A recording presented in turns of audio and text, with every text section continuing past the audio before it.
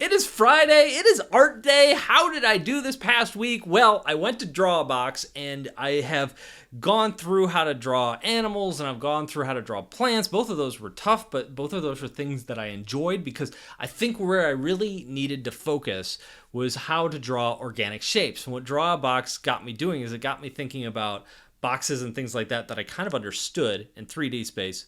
And then it started saying, okay, this is how you draw an organic shape in 3D space. So, couple things, two things really.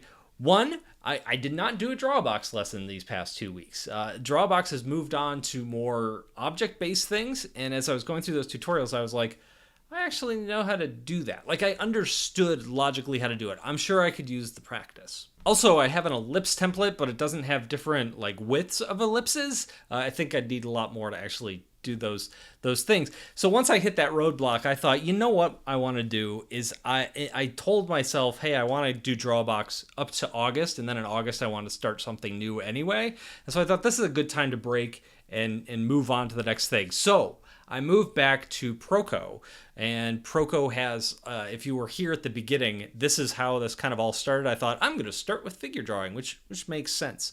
Turns out that figure drawing is very, very difficult. It's one of the hardest things to master, even though that's a great place to start.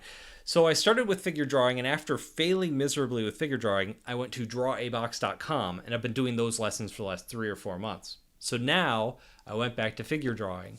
And overall, am I doing better at figure drawing this time?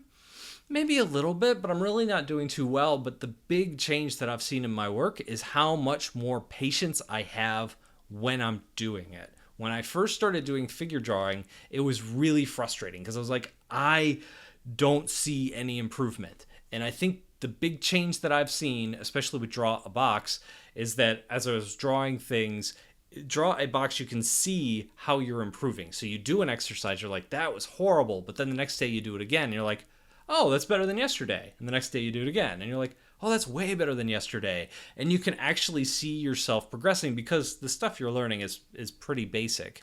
And that was really good for me at that point where I was.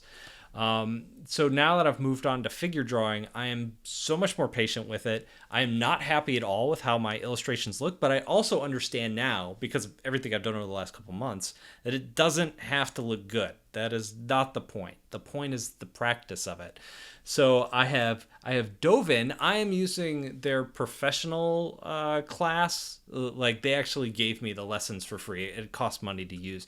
But if you want to follow along for free, I'll link that up down below in the description. They also gave me an affiliate link if you want to use that. I'm not yet ready to say, hey, this is amazing, because I've only been using it for like a week and a half. But the free stuff, if you want to keep following along, all this stuff is available for free. It's just not quite as in-depth.